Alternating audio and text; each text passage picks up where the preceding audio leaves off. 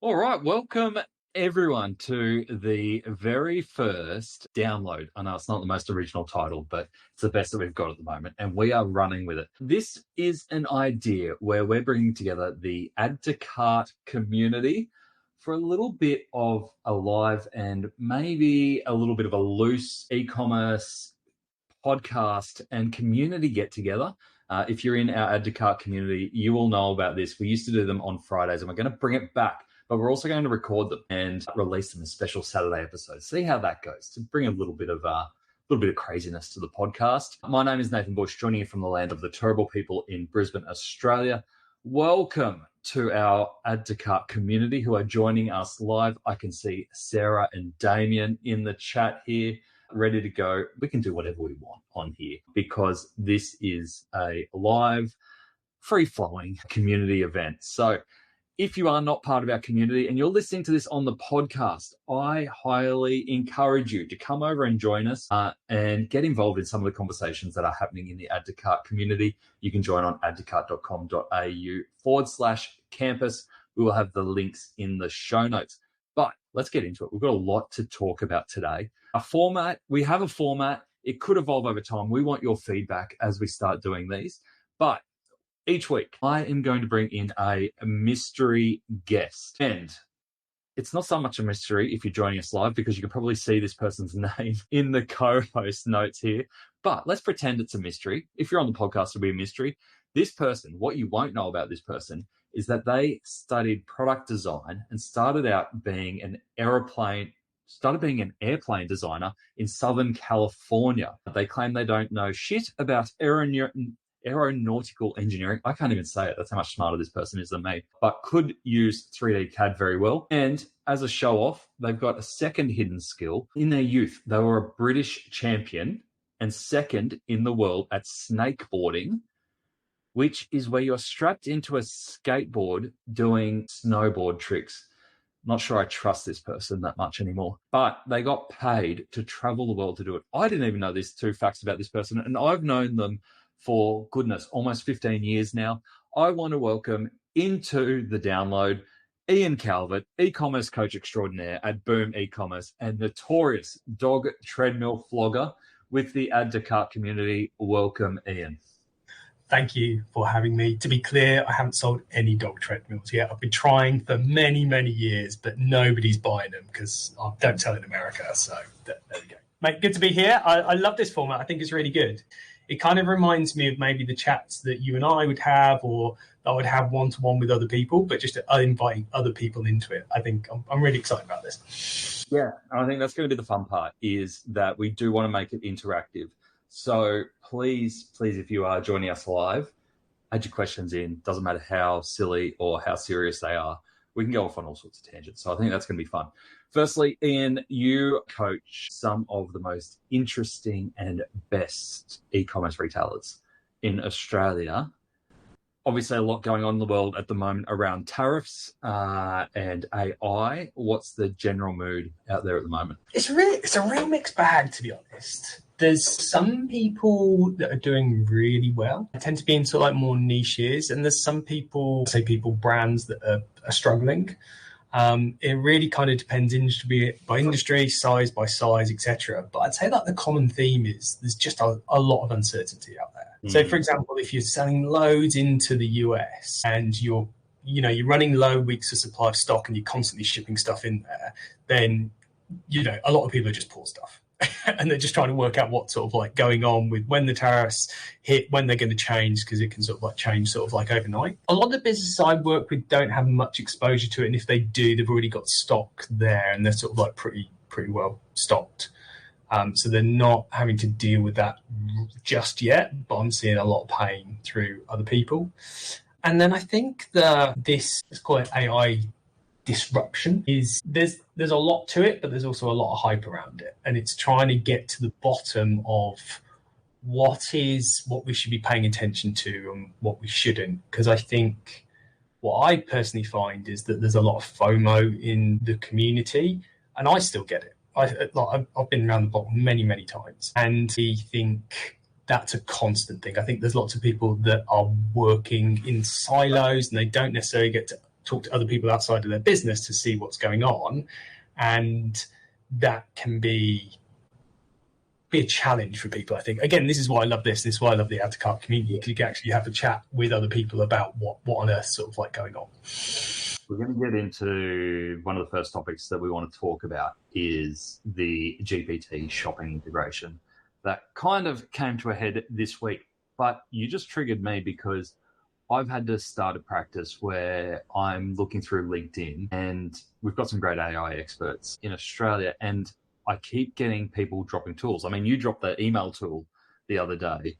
It's amazing. Love that thing. That's genuine. I do. I tried it, and I had it on trial for a week, and I've discontinued it. I didn't like it. Really? Can we talk about that? Because I feel very strongly about that thing. You do. So keep going, and then we'll kind of go to my process of filtering through to find something. Yeah. So this is Fixer, Fixer.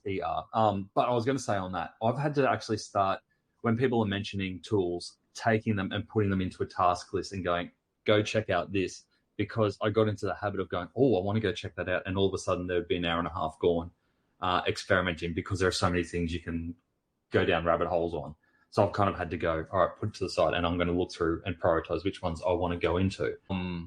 But interesting. So I have a very different approach to. I wouldn't call myself like an early adopter who has to try the latest and greatest sort of like thing. I think because in this industry and in previously sort of like being web developer and all these bits of things, there's lots of new shiny stuff, right? Whereas I'm always looking for stuff that move the needle to get to the actual value of something. There's hype in it, you know. I'm a marketer by trade essentially, and I know the game. I know the game of sort of create that, you're missing out. There's this thing sort of like here, and this is going to change the world and stuff like that. So as soon as people start talking about those things, I shut off. Where I tend to get the best pieces of information about tools or practices is directly from other people. So I've kind of, just in the 7 years of working for myself, I've developed this network of people that I will talk to, and I'll ask them certain things because I trust them. It comes from a trusted source. Whereas if I see an advert for something, it's like an app, I just ignore it. I'm just like, whatever. Because there's normally something else kind of like behind it. yeah, and it's usually AI generated ads now too. Yeah, and I will try things from time to time. Like I try this ad generation thing. Because essentially what I'm looking for is I'm going, what's the problem that I've got at the moment that I need a solution for? So for example, I'd be like a year ago or something like that.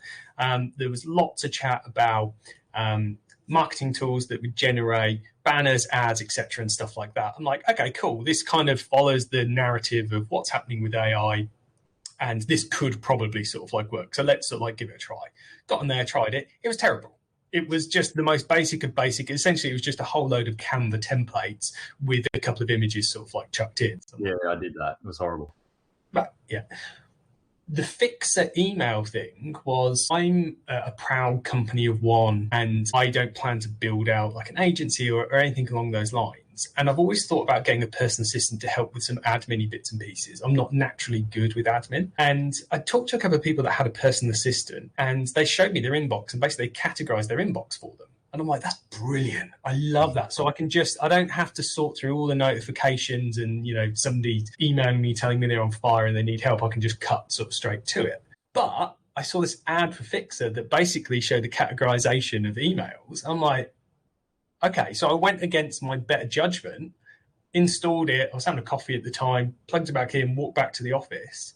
I looked at it and it just categorized all the emails, and it had come up with responses for stuff.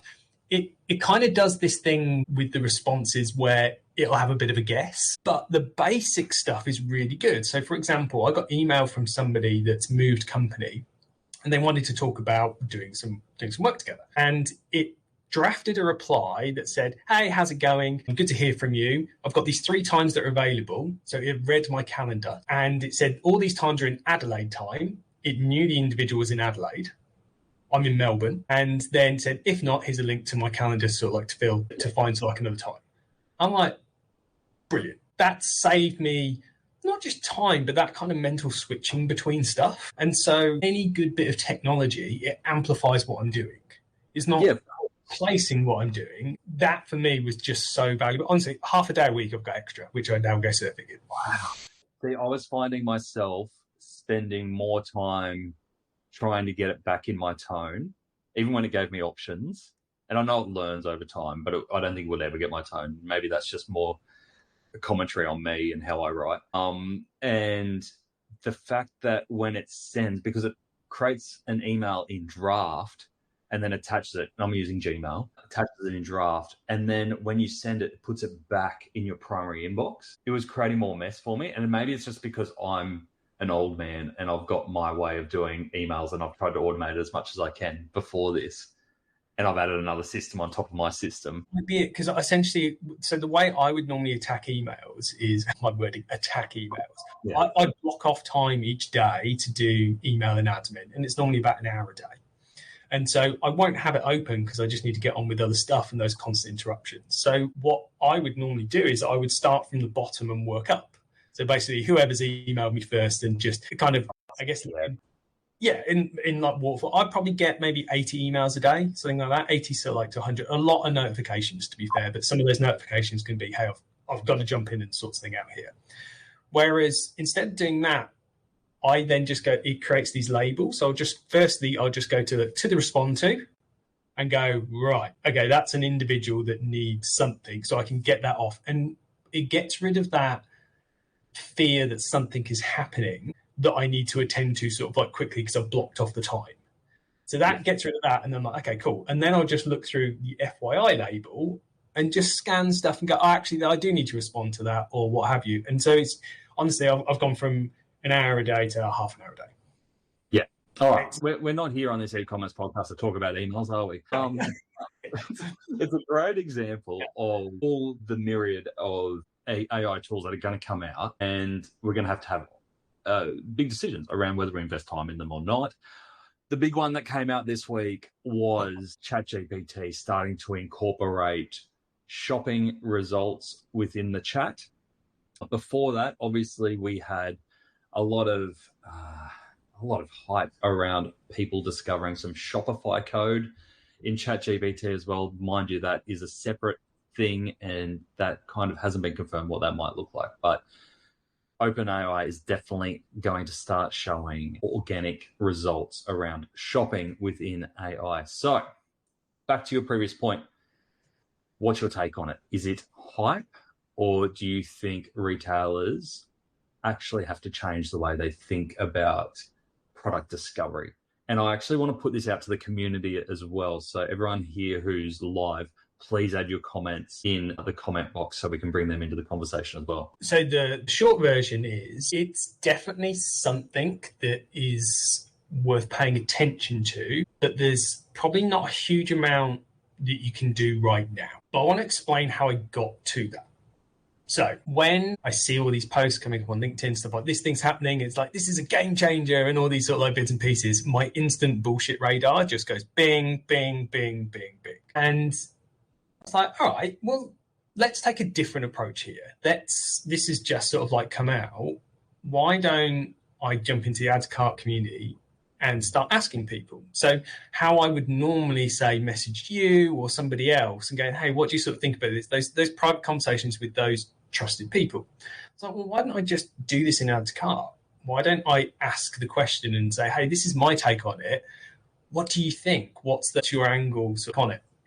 And there's a fascinating conversation going on in there, and it's still sort of like happening sort of like right now. We've got people that used to work at Shopify in there talking about their take on it, SEO experts in there who genuinely are experts, retailers as well. You kicked it off. Yeah, but I think this is the beauty of it, right? Because there is, I think anybody claiming that this is how you do it, these are the steps, download my guide sort of like to doing it, is either has access to some information that nobody else does, or they're making it up. I literally saw a consultant who you and I know, actually do a bit of LinkedIn bait around, I've cracked the code to how to appear in a GPT, but you open it up and you can tell that they've used GPT to create this playbook. Like they've literally just populated a resource from GPT around how GPT populates shopping products. And I'm like, that is just rubbish. Yes. Yeah, and don't get me wrong, in this discussion that we're having in Add to Cart, somebody's done the same thing. They've asked ChatGPT what they sort of like want, but we all know it hallucinates a bit and it comes up with stuff and it kind of does that overconfident thing to like fill in sort of like the gaps. Whereas talking to these individuals and getting their take, and the most important thing for me is like how they've arrived at that decision, because it doesn't make logical sense, because essentially that's all we've got to go on at the moment. And the thought process that has gone into it that people are sort of like adding in is really good. Essentially, you're going, right, well, first of all, where is it getting this information from? And you're like, okay, that's a really good question. So if we look at how Google shopping ads get surfaced, essentially we use Google Merchant Center to provide it with lots of information, and then it can do those bits and pieces, right? Great. Lots of time spent sort of like on doing that. But where's ChatGPT getting that information from? Seems, and it's important to say seems, that it's pulling that information directly from Shopify data, because that's the sort of like the integration that's happening together. We don't know that for a fact. That's sometimes speculation. Okay, cool. And then go, right, so how would you get in front of that? Go, well, how, like, what sources is it referencing? Before we get ahead of it, I think that's an important point around where is it getting information from? Because from what I'm seeing at the moment, it doesn't appear that it seems to be very much product titles, descriptions, photos, but not going as deep as Google is around inventory or omnichannel locations or anything like that yet, right? No, definitely, because I think we have to look at realistically where ChatGPT is going. It's going to try and remove that layer of websites. And even I saw something the other day that said, why can't I email directly from ChatGPT? And it just started, my brain goes like, yeah, why do you have to use like an email client to then do that? I mean, You would think they would end up going that, again, all pure speculation, right? But you kind of go, well, with the task-orientated GPTs. Yeah. So I think, and you bring up a really good point of going, well, it's not getting that level of data of inventory and delivery. It's not obviously anywhere near as mature as sort of like Google Shopping or what have you. But this really is a first step in towards what could be another really good channel for e-commerce retailers to work on. And I'm all for that, because the less that the Google and Meta Mafia get of our money, the better, because competition brings prices down. So that's good. I'm like, yes, great. I think that the summary of what was discussed in Add to Cart was that, or the campus, is that essentially you do all the good fundamental stuff that you're meant to do for e-commerce, as in good product descriptions, good headlines, good images, make it accessible, all the dull, boring stuff that nobody really wants to do because they want to do the new shiny sort of like stuff. Like, yeah, it turns out, right?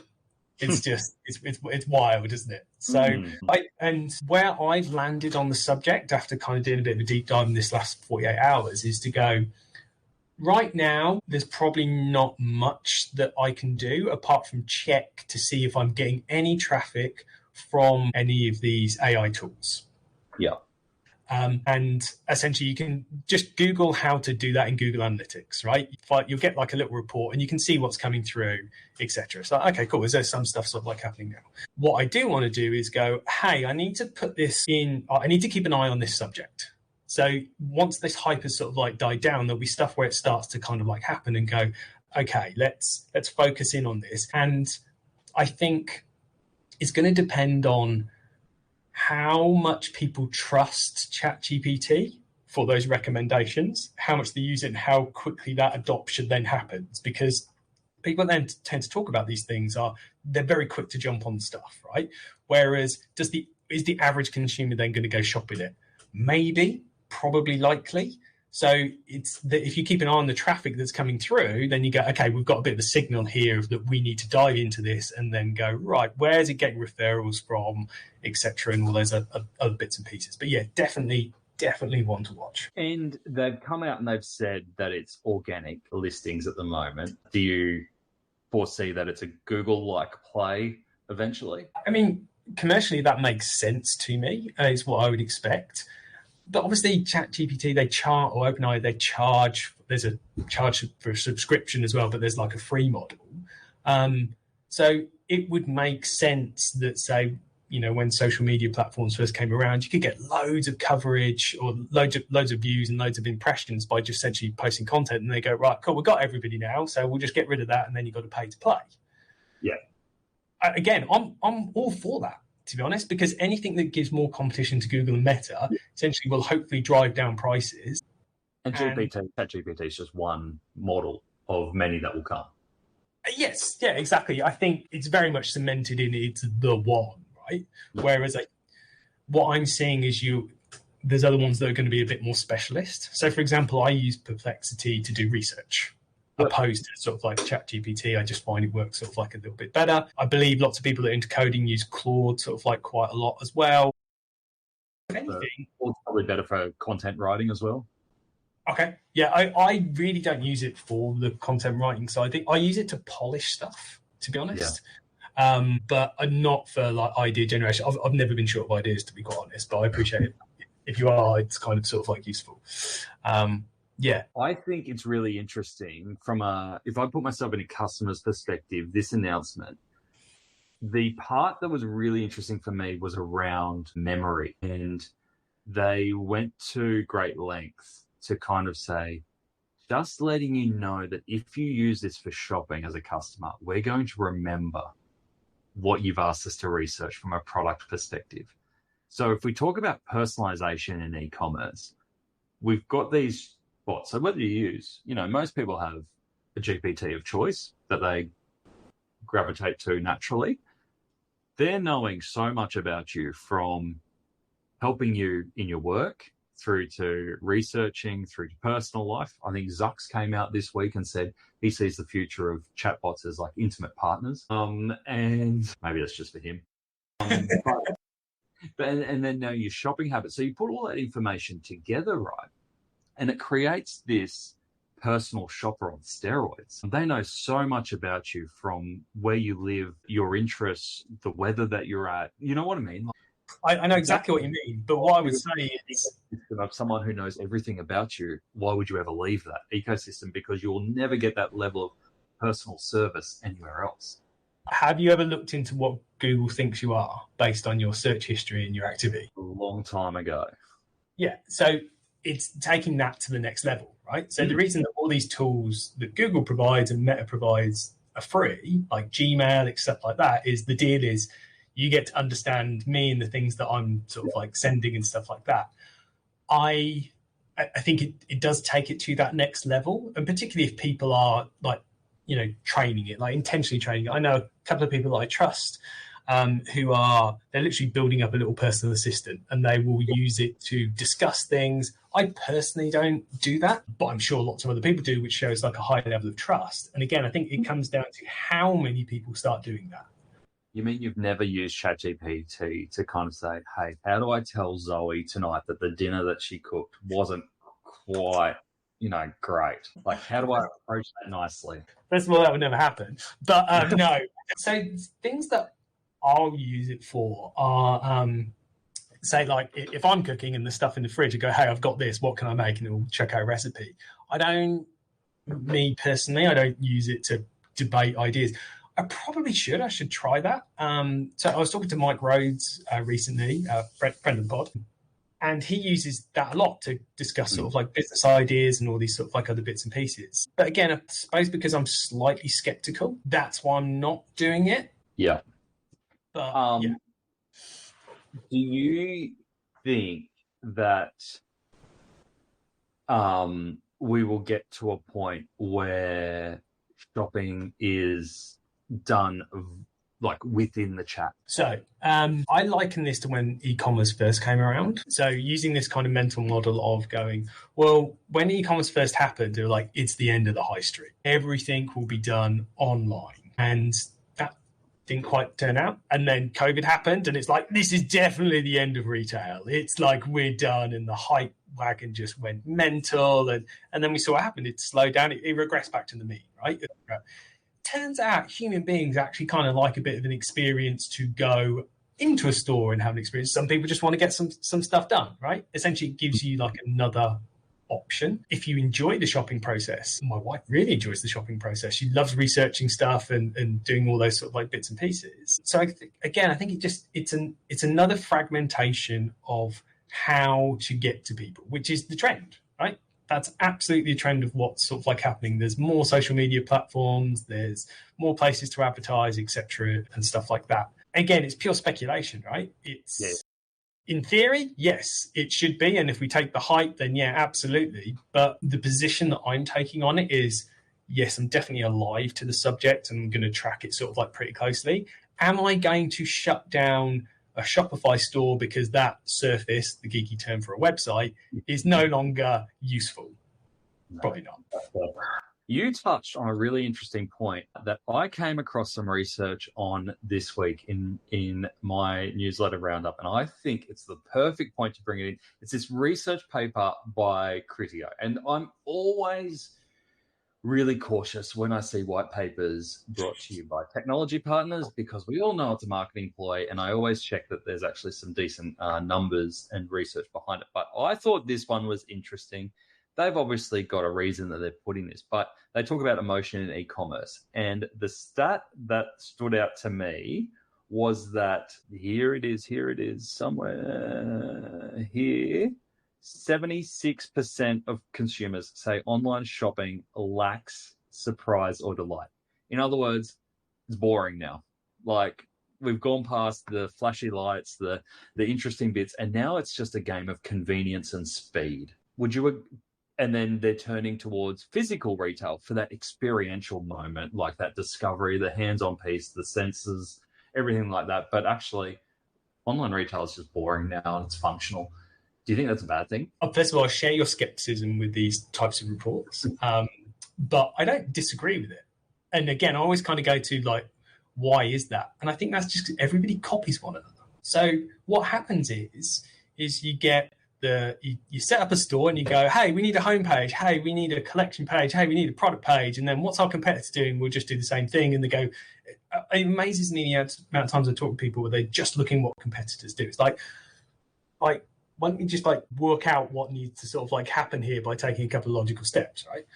And because it's easier, right? It's easier and it kind of works. There's less sort of like risk to it. And you've also got a technology in Shopify that the majority of retailers are now on that come with pre-built templates, pre-built checkouts. So it's like, you follow the bouncing ball, you'll probably get your best chance. You'll do all right. You're not going to change the world, but you might do all right. Whereas when big changes have happened in e-commerce, let's say when eBay first launched, it was exciting because there's a bid that happens to it, and am I going to win that? And so there's a real opportunity for a lot of people to make it exciting. I was always really impressed with the Prezi guys because I remember having this thought about like templates for Shopify stores. I'm like, why are all the templates the same? Why isn't there like a template that's like a wizard that just kind of steps through, as in like a personal shopper, like, hey, what are you looking for here? Here's sort of like options, rather than you trying to sift through stuff. And that's a bit more interesting and exciting, right? So it actually, for me, it just creates this wide open space and it gives you a reason to compete, because let's face it, the way that we're heading is that, yes, more people are buying online, and the way that people get to the stores is either through Google or Facebook mainly. Like, it's the vast majority, right? Yes, we've got email marketing and all these other bits and pieces, right? Lots of people are selling the same stuff. And so when I take on a client or a coaching client, I'll say to them, so you resell this stuff. Why should somebody buy from you? And it really cuts to the chase, because you discover sort of like the value. And whereas if you've got a different storefront or a different way of saying to people, there is a genuine reason, you're going to make them feel something. And when people feel something, that's when they do stuff, which we'll talk about attribution sort of like later on. So I definitely don't disagree. Yeah, it is boring at the moment. Like, I actually think e-commerce is pretty boring at the moment. Like, it's mature, but it's boring. And we've got the interview with Grant Arnott, who founded Power Retail and runs Click Frenzy. Basically, Click Frenzy was here before Black Friday in Australia, and that comes out on Monday. But I was surprised because he went on a little, I'll call it a rant, but I loved it. Like, it was the best rant around, he was judging the All-Star Power Bash award winners. And he was like, can I just tell you, retail at the moment is so boring. Like the entries, we struggled to find people doing interesting things that were outside the box. He didn't say it in those words, so don't come at me. But that was his main takeaway. He's like, I really want to talk about this because I think there's a huge opportunity right now for people to take a bit more risk and to do things a bit differently. So why do you think people aren't swinging for the fences? Look, at the last 2 years, right? Budget, I think we've been in survival mode. A lot of people have just been in survival mode. So you don't swing for the fence when you're in survival mode. And there's the playbook. So as you go, a lot of people are transitioning into Shopify, especially in that large enterprise space. So you kind of, when you first come onto Shopify, you are following the bouncing ball to a certain point before you get experimental. So I think there's a lot of just a resettling. And I am hoping that this lovely kind of clusterfuck of marketplace explosion with Amazon now being dominant, you cannot ignore Amazon now, with AI, with increased competition, international pressure, really forces mediocre retail to change. Yeah, because you're not going to out-efficient Amazon, right? Like No. you've got, there's table stakes of delivery time and these other sort of like bits and pieces. You've got to add something else, right? Yes. And for me, that's always been the brand. That's what kind of separates you out, because people can't copy brand, because brand's actually about how it makes people feel. Yes. And and there was research this week, again, around people will pay more for brand. Yeah. So most people are loyal to at least one brand. They can name one brand that you're loyal to. Can you name one brand that you're loyal to? Oh, Patagonia's absolute bitch. You're such a wanker. Oh my God. Well, somebody I know hadn't heard of Patagonia. And I was like, am I living in this little bubble of like, I was wild, but yeah. No, average is five. Most people can say 5 brands that they're loyal to because of branding. So I think that's the trick, right? How do you be one of the brands that people that within those 5 that people are loyal to, and then you can increase your prices and you can have a play around. But if you are competing on price and convenience, you're going to get out Amazon pretty quickly. You just race into the bottom, right? And I find brand the most interesting subject, but nobody ever wants to talk about it, because most people think brand is like, oh, that's my logo and the colors. It's like, no, it's how you make people feel. It's everything that you do. It's every interaction. It's that's the thing that gets you to do stuff. Like I'm Qantas's bitch at the moment, right? They overcharge me for loads of flights. I travel sort of like loads, but I love it. Like even when they were getting absolutely smashed in the press, I'm like, I don't know what everybody's talking about. I get treated great. This is the have you still got the Alan Joyce tattoo? Yeah, that's it. Yeah, we're having lunch later. It's great. It overrides my logical choices to be able to give them sort of like more money. And I know they're doing it to me. And I don't know whether it's because I'm a marketer and I respect that. It's almost like good salespeople respect other people when they sell sort of like really well. But for me, that's the brand and what they do. Like, for example, as most people can tell, I'm not originally from this part of the world. But I remember 6 or 7 years ago, I was flying back from the UK. And I remember just getting on a Qantas plane and they kind of play the intro music. I was like, God, I cannot wait to get home. Back to Australia, that is. And that's my association like with it. It makes me feel something, which then overrides all these other bits and pieces, rather than say the convenience of Temu. Not that I've ever sort of like purchased from them, but I get why sort of like people do. And I think like there's this amazing book to read. It's called All Marketers Are Liars by Seth. Yeah, it literally changed the way I see the world and the way that stuff gets sort of like branded. It's just I wish more people would sort of like read it, because that once you go around the roundabout of all the e-commerce stuff of launch 50 ads a day, get all these other sort of like bits and pieces doing, like do this, all these bits and pieces, it all comes down to that. Well, this is an interesting point from Damien, who's come in and said, he's got nothing to back this up. That means he's confident about his opinion. But perhaps customer behavior rewards, and I can never say this word, familiarity.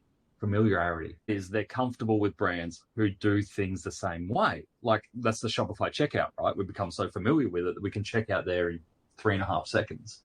And so when ecom was new, this is still Damien, he was saying there wasn't a playbook on how to do e-commerce. Perhaps back then it was customers who were open to more experiences. So Damien's blaming the customer for retail being boring. I think that it's a really good point. It's a really good point, because actually a branding strategy is consistency, knowing what you're getting. So there's this concept of not using brain calories. Don't make me use brain calories to do stuff. So if it's, say, with the Shopify checkout, yeah, brilliant. It's straightforward. I haven't got to try and sign in and all these other sort of bits and pieces, but you can do that with your brand as well, is that we stand for this. We stand for something, and being consistent with that message, because I've found this in so many different areas, from marketing to managing people to whatever, right? Once you're sick of saying it and you don't want to say it anymore, and you start turning it into acronyms, or you don't say it because you think it's so obvious, that's the point that people are starting to get it. Yeah. So yeah, I'm all on board with the consistency. Consistency is so important. We're going to move on to attribution, because I know you've got a strong viewpoint that you want to share around attribution, and I had an interesting conversation this morning around this. The only other point that I want to add in here around you mentioning that brand is so important, and I agree, but I think the part that is also overlooked is locking customers into an ecosystem. And I don't think enough retailers think about the ecosystem that they're creating and how to lock customers in it. And I know that sounds bad and manipulative, but Apple is the great example of that, right? Is that everything just works better if you have more Apple products that all works together. In a retail sense, I think Quadlock has done a fantastic job of doing this, right? You get one Quadlock product, you want the next. And Patagonia, to a certain extent, does this too. So I think it doesn't necessarily need to be the brand as in content and personality. It can also be how you put together your product ecosystem and make everything connect. At the same time, we're all trying to make it convenient and easy for people. That's what it comes down to. But there's so many ways to attack it rather than just... Yeah, but this is my point about branding. Branding is everything you do. Yes. So product and the design is something that you do, right? Yeah. It's that brings it all brings it. All right. Attribution, strong point that you made to me earlier is that you think a lot of retailers are oversweating attribution and overcomplicating it. Have I summarized your viewpoint right? Yeah, yes. Yeah, it's an emotional hotspot for me. Have I triggered something that we're going to need, a cup of tea for? How long we got? Because I can go deep on this, but I can give the sort of the... We've got 10 minutes to... All right, okay. So I call attribution a guess, or guesstribution, okay? Because it is just a fancy guess. Now, I have arrived at that worldview after trying to crack this thing for basically decades. Right? So as a data nerd, I love a good spreadsheet. Right? I'm all about it, right? And I remember starting out in e-commerce, and essentially this is before Meta ads was a thing. It was like, hey, run these Google ads and this keyword generates this amount of sales. And you're like, ooh, that's interesting, because now I know how much money to put in there. And digital marketing's promise to the world was you can measure everything. And marketing managers like, this is amazing. No longer do we have to guess if this billboard has done this or da-da-da. And, the famous saying of I know half of my advertising is working, but I don't know which half. I fundamentally believe that's still the case. And I'll tell you why. Running a retail and e-commerce or any type of business where you're allocating budgets is difficult. And essentially what you want to know is, hey, I've done this thing. I've run some meta ads. I've put this much money in. What did I get? Anybody listening to this, has had that conversation with somebody at some point, justifying your own sort of budget. They've got loads of other stuff going on. So Google and Meta have gone, all right, if we say we've made these sales, then we'll get more money, because you've put in 100 grand or 10 grand, 1 grand, whatever it is, and there's this many sales have been made, and it's in a dashboard, so it must be real. And you go, all right, okay. But I encourage everybody to do this. Go in, take the last 30 days of sales and look in Google Ads and go, how much does it claim? Then go to Meta and go, how much does it claim? Then go to Criteo if you use it. How much does it claim? Go to any other source that is reporting or what have you, any other marketing platforms. I guarantee you, if not, I will fly to wherever you are and buy you a beer, that it is more than 100% of the sales that are reported in your back-end system, Shopify, whatever CRM it is. So you're like, okay, what? Because they're all trying to say, hey, I did this. I made these sales. Give me more money. And then they're applying the reporting. So it's in their interest to attribute or guess that they've done better. And if you dig into the attribution, no matter whatever the model is or what have you, it gets super murky. And basically, they're just using fancy modeling to guess how much of a sale has been made, right? So there's that whole bit there, right? Which will basically just blow. Is it clear what the modeling is? If you dig into it, but basically, if you go into Meta ads and you see by campaign, there's a little 2 by a result in like square brackets. It's literally the small print on a insurance form, which obviously we all diligently read before we sign up, right? And it basically, you hover over that and it says, this may be modeled and it doesn't say it'll be incorrect. It basically said it's a fancy guess, but in language that most people won't sort of like understand. So you've really got to dig into it to understand what's going on, right? Or if we look at Google Ads, the default now is use something called data-driven attribution, which is basically this black box on its guessing of what influence it sort of like had, right? So you got all that nonsense for a start, right? So you can't really trust it. You go into the Google and the Facebook dashboards? Yeah, that's half my week. From a reporting perspective to make decisions. I use it to influence me. So what I'm looking for is I'm looking for like a real standout number. So for example, let's say you've got 2 campaigns and they've both spent roughly the same amount of money. One's got half the cost per acquisition compared to the other one.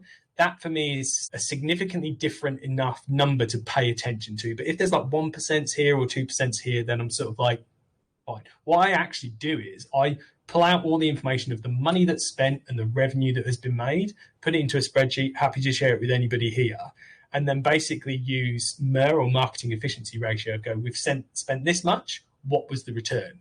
And essentially going, right, we're going to go real hard on Meta this month. Has it moved the needle? Do we see it moving the needle rather than what Meta say, yeah, we definitely move the needle. Yeah. A bit more sort of like this, right? So there's all that. But then answer me this, right?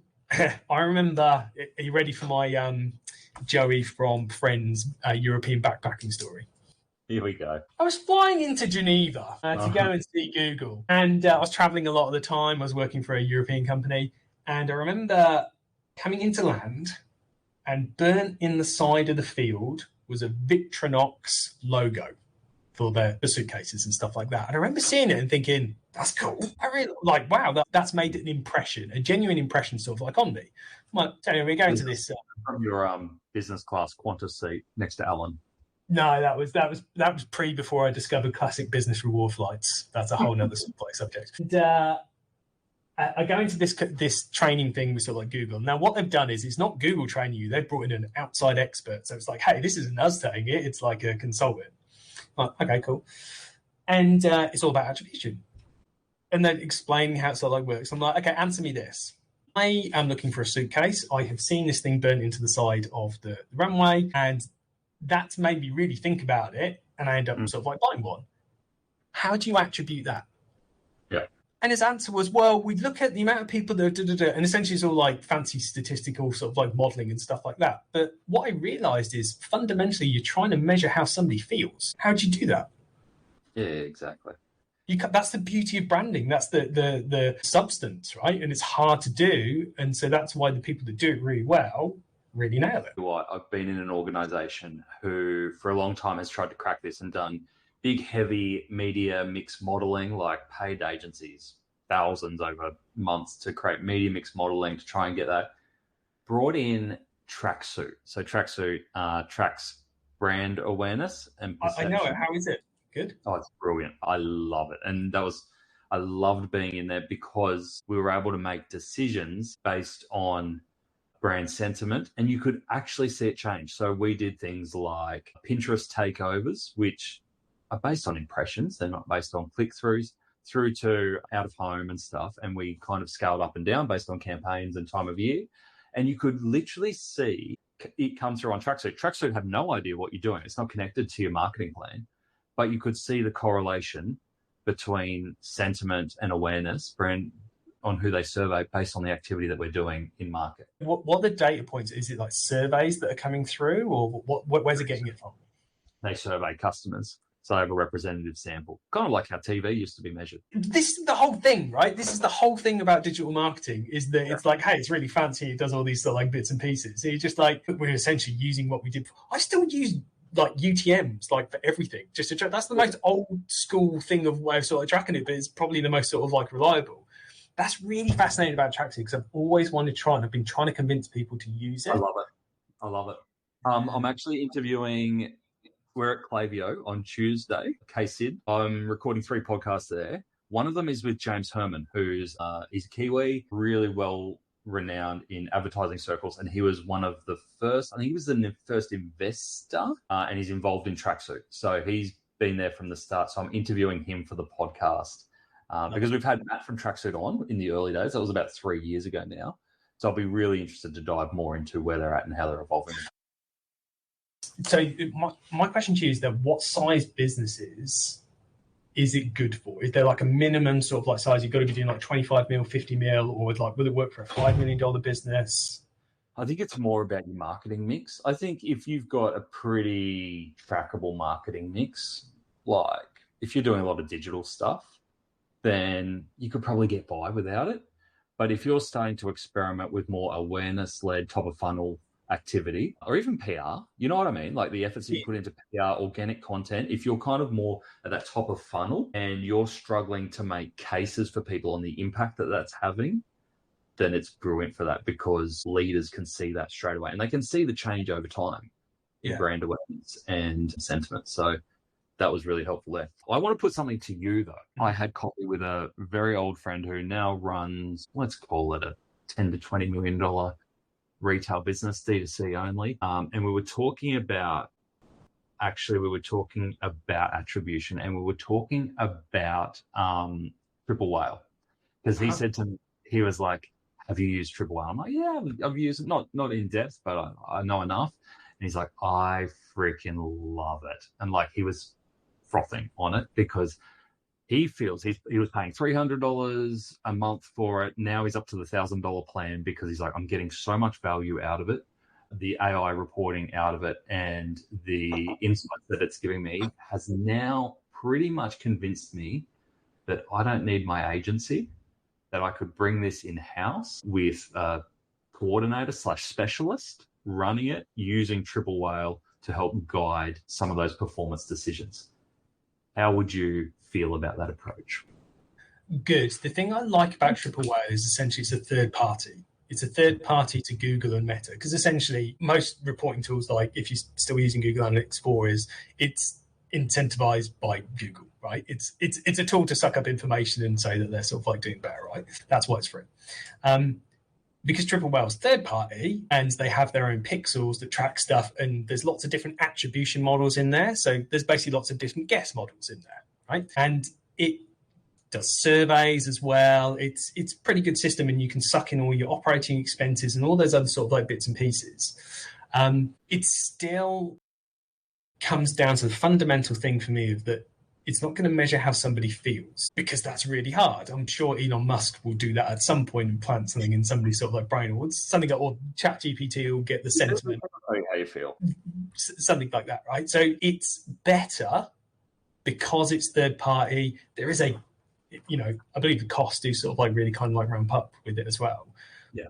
So it's better than like other stuff that's kind of like available, but it doesn't get to the core of the thing for me. I think the approach to me is that if you trust it, great, but ask questions. Where does the data come from? Like, how is the data collected? And once you start understanding those things, you can then know how much to trust it.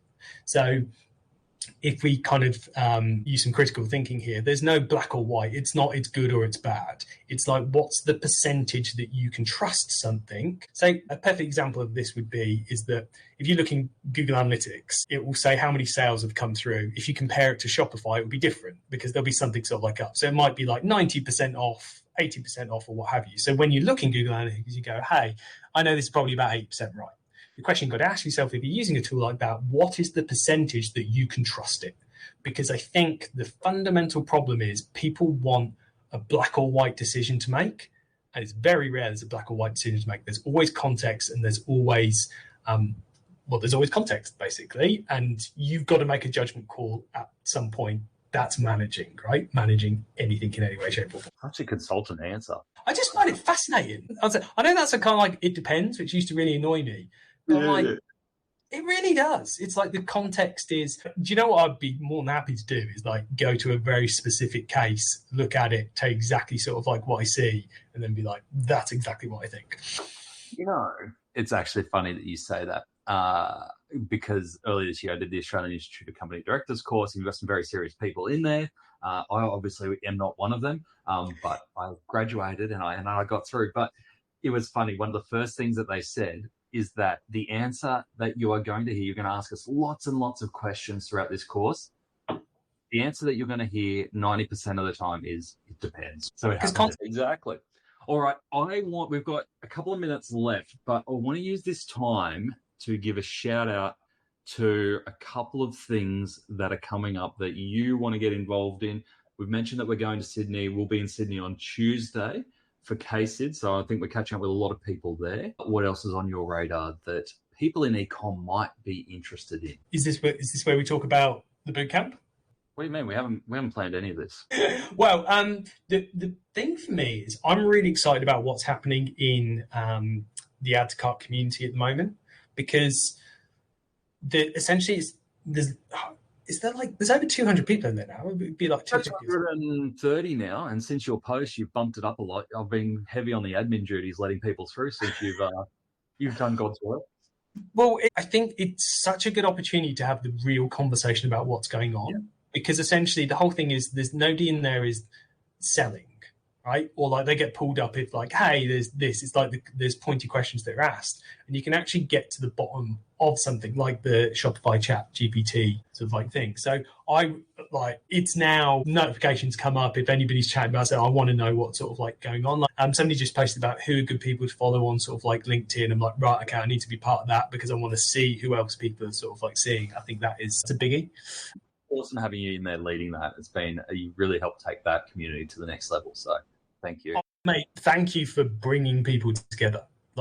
This is like attribution, right? There needs to be a third party, because if stuff's only run by people that have got an incentive to sell you something, you're not always going to get the sort of like the clear picture, right? And again, the thing that's helped me learn so much is like having the right people to talk to. So I just want to introduce people and go, hey, talk to this person, they've done it.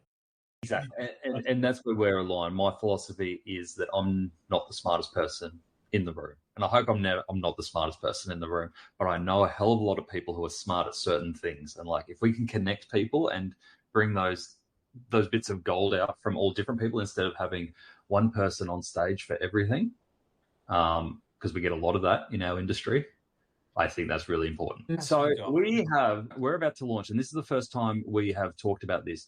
We are going to launch, you and I have put our heads together and we thought, how can we amplify or help e-commerce professionals? Because that's our goal is, Campus is here to help e-commerce professionals, because there is no way for anyone to craft an e-commerce career. Like, it's not taught in universities. Most of the courses that you see online are for e-commerce founders or for mum and dad who want to start a Shopify store. But if you just want a career in e-commerce, you might not ever want to actually own your own business, and that's fine. Or you might be a founder who's trying to find your way through.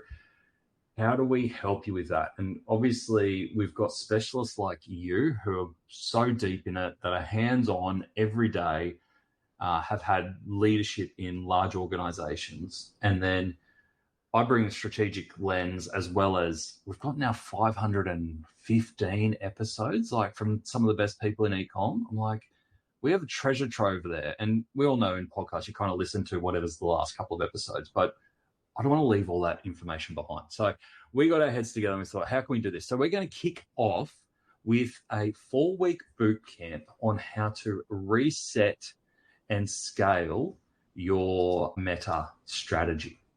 So that's coming up. I'm really excited to launch that with you, and I'm going to share it on screen right now. I think it's going to be really good. 4 weeks, and we're going to go through everything from how to audit your accounts through to how to do better creative, how to set up your campaign structure, and how to report, to your earlier point, for real business results, not vanity metrics. So it's going to be pretty. It's going to be pretty intense. Showing people. I love showing people, because they think there's this black box of this really complicated thing to do, and you're like, actually, these are the numbers that you just pay attention to, and this is sort of like why.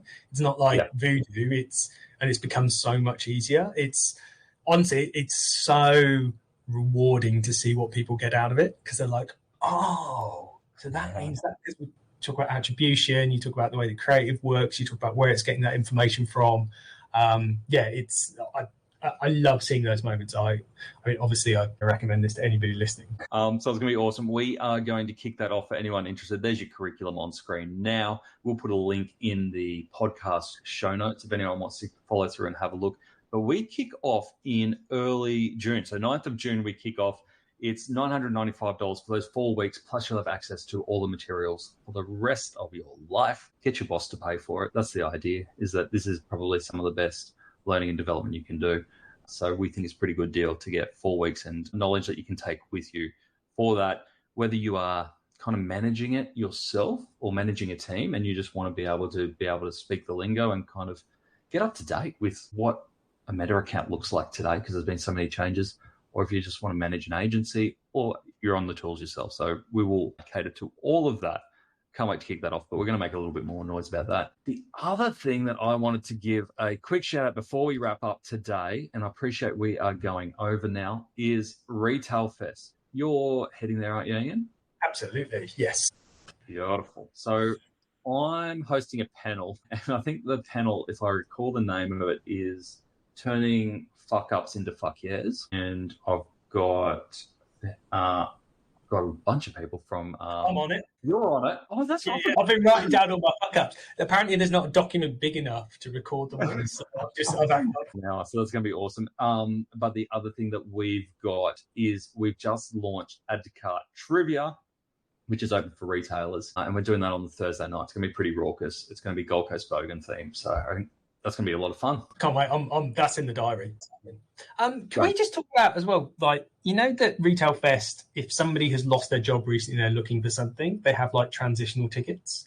So it basically helps people with jobs to come along. They get to come along for free and they get to meet people and start networking with them. I think it's the most amazing thing. I'm just like, I remember talking to Ash about this, like, why are we not talking about this more? Like, I saw that post today and Ash was like, Ian told me to share this. So well done to you for getting that out there. How do people take advantage of that? Because I know there are some in the community who have recently joined who are looking for their next gig, so it could be perfect. We'll add a link into the community of where people can then apply for it. Essentially, they've just got to get themselves to the Gold Coast, and then you're right. I think because like how many tickets? There'd be like grand and a half or something like that. Yeah. I think it's well worth it. Yeah, it is, especially if they use your Qantas points. I will be doing that. I actually need to book my flights, to be quite honest. Well, thank you so much for doing this. This is the very first one. So if you are in the community, please leave us comments on what you would like to see in future download sessions. How do we make them more valuable? What kind of guests would you like us to bring in? And if you're listening on the podcast, same thing. Either come join the community so you can see the video, because we will record this live and have it up, or join the live sessions.